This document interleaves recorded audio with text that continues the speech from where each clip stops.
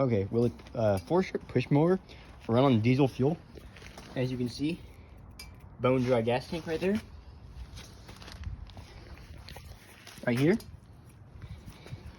bright green diesel fuel. We're gonna pour this directly into the gas tank here, just to see what happens. The engine is warm because I filled up a little bit and then dumped out gas, so I'm gonna top this off real quick. Okay, as you can see, bright green topped off diesel. Now it's probably not gonna want to start, so I'm gonna use a little bit of carb clean just to get it to pop over, and I'm gonna see how long it runs. All right, let's try starting her up.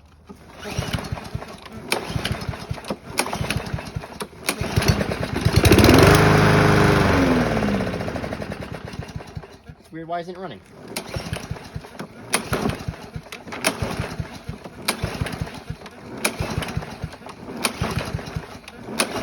Okay, part two.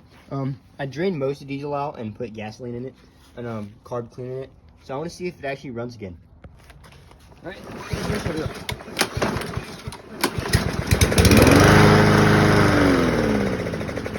And it's still got diesel in there. Hold on.